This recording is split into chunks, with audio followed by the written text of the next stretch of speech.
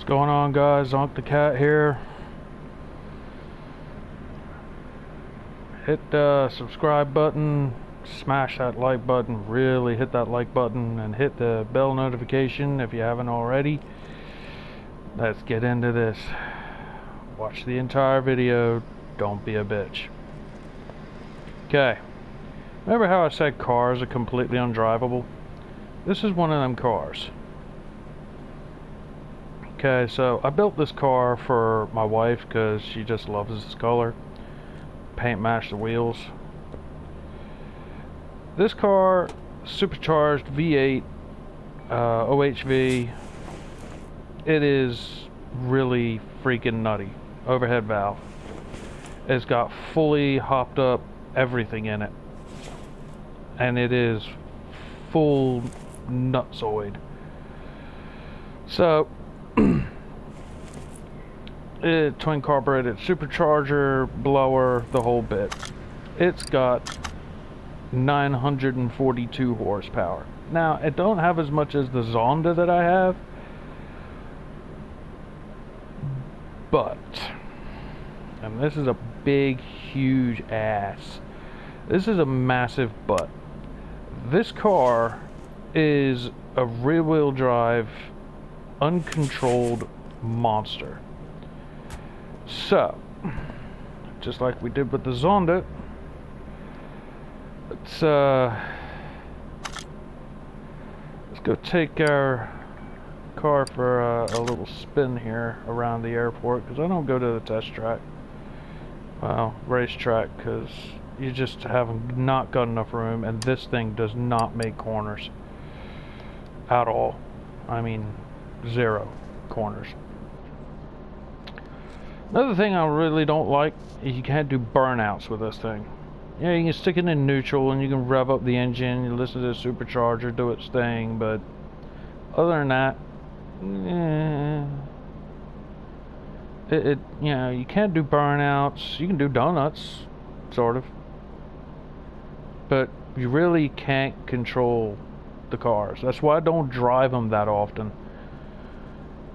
There's a freaking trophy for getting a car around the racetrack in under a minute. Yeah, I don't think so. Okay, so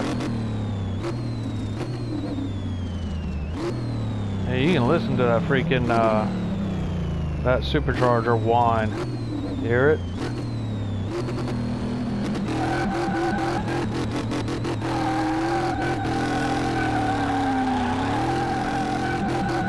And it's not like I can't control a car. In real life, I can drift the hell out of a car. But you got 942 horsepower, you slightly touch the steering wheel and this car just goes everywhere.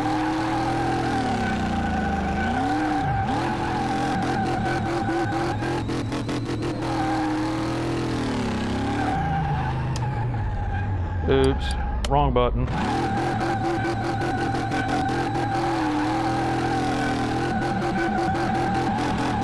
Okay, let me try and get a straight line. I'm having a little fun. Okay. I'm trying to find the e-brake here. That's the e-brake. Like I said, I do not mess with these cars that often because they're just a pain in the freaking ass. The e-brake is also neutral, go figure that out.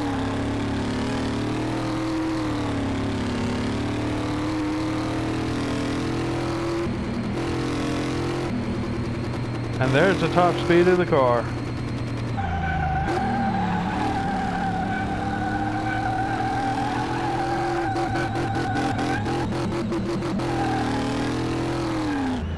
Anyway.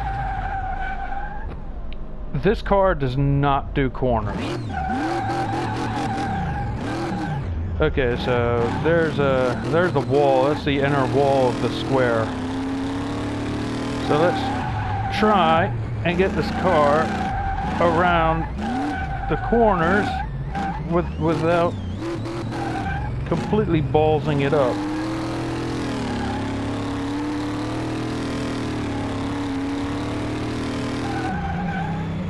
Just barely touching the steering here.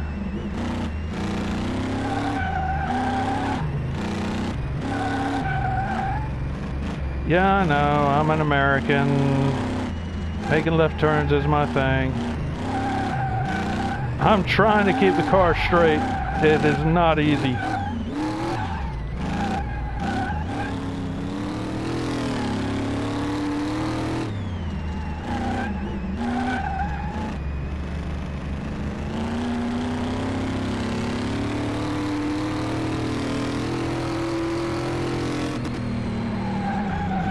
Oh, well, like I said, this game really needs a drag strip, like an infinite drag strip, so you can fart around, go into like the menu or something. This is the only menu you have while you're out, when you're out and about. This game really needs a drag strip. And then a pull down menu so you can fart around with the gear ratios. Like on this car, you have 4 gears and you top out at about 250 kph. Or, sorry, kmh. Sorry. Kilometers per hour. It's, ugh. This was not made for the American market. You can just tell. But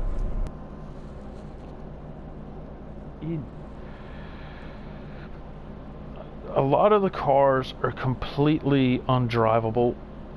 The Pagani Huayra, undrivable. The Zonda, undrivable. I haven't really taken the GT out, the Continental GT, yet, and that's got a twin turbo W12 engine in it. I haven't taken that one out yet, but that's 4-wheel drive. I'm hoping it's got a little bit more drivability to it, but everything else in this game is pretty much rear wheel drive. So far has been a complete mental case. And my wife's car, complete mental case. So yeah, I hit the wall and there's no damage at all. None, not a bit. Yep, not a freaking speck, and I hit that wall hard too. But like I said, these cars are pretty much undrivable once you know, completely do them all up. And the Huayra, who's you know, supposed to have the changing body panels, you know, to help keep things nice and flat. No.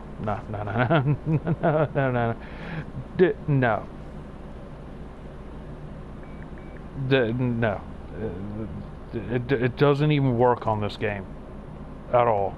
I don't think this game has the power to actually produce the downforce that the Huayra is capable of. So yeah, that's another gripe I have about the game, is that you do not have a place to fully test out what these cars could be capable of doing. But other than that, my wife's car looks freaking sick. I love that car. God, that's a beautiful car. But my Huayra is better. Come on.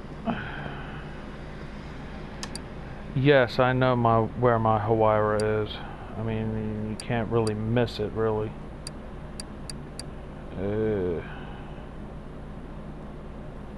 Oh, I better not. There it is. It is right down here. My Huayra. I love my Huayra. It is a sexy beast of a car. Oh, God, that thing looks so beautiful. Money no object. In real life, this would be my dream car. If I could ever be a YouTube star and make tons and tons of money with ad revenues and all that bullshit, this would be the car. If I could afford it, and I could afford the maintenance on it as well, this would be the car that I would buy. Hands down. No, I would not get a Veyron. I would not get a Hennessy GT. I'd not get one of these stupid freaking other cars, I would get this because it is a rolling work of art. And I'll show you why. Not because of the gull wing doors. No. The interior of this car is a rolling work of art. All of the metal pieces in here on the real Huayra are all machined aluminum. All of it. The gear shifter is machined aluminum. The screws are machined titanium. The attention to detail in this car is second to none. Not even the Veyron can say that.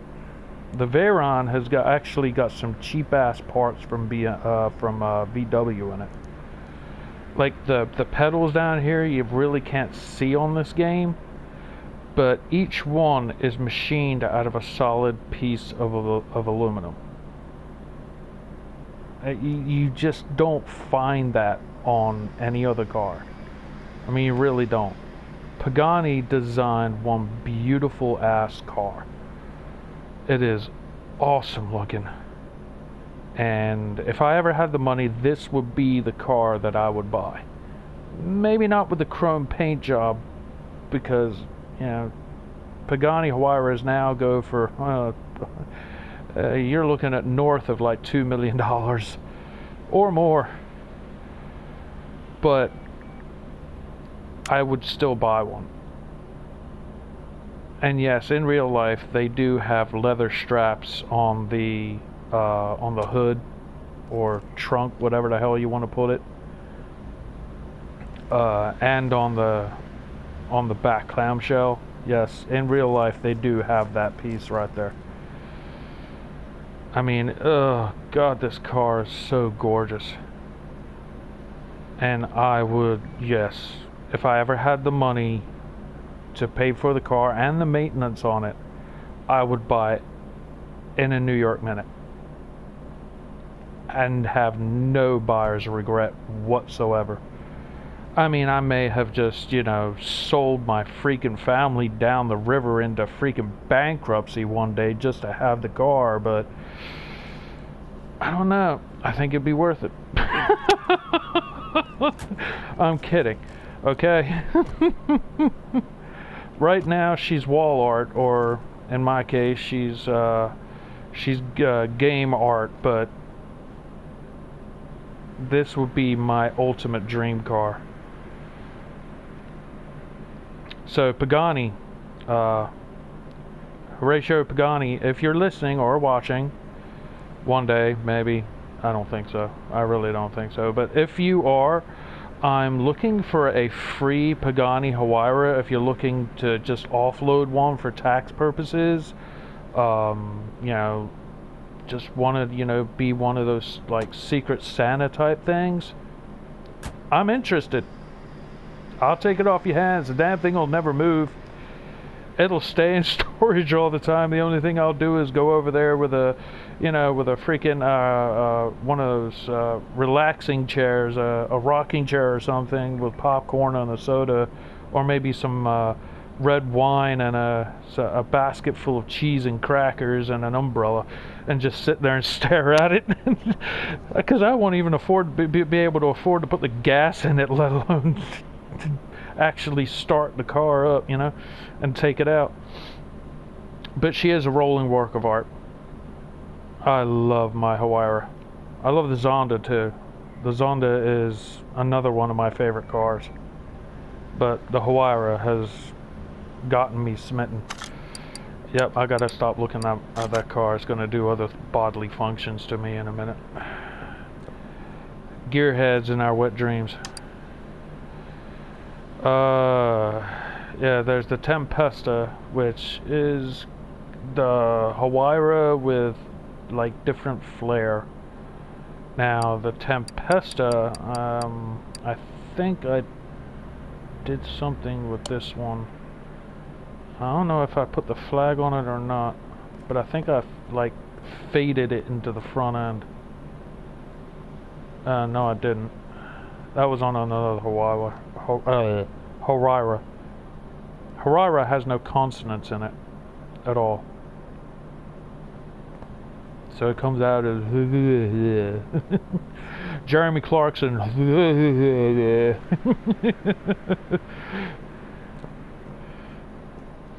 The first time Jeremy Clarkson ever had the Huayra on the Top Gear, and they put it around the track, and he was trying to pronounce Huayra with Richard Hammond, and he's explaining to him what it sounded like. It was like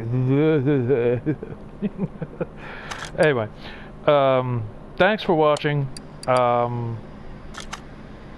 Thanks for getting to the end of the video, and hit the subscribe button, hit the like button, smash the like button as many times as you possibly can, and hit the bell notification if you haven't already, and I'll talk to you soon. Later.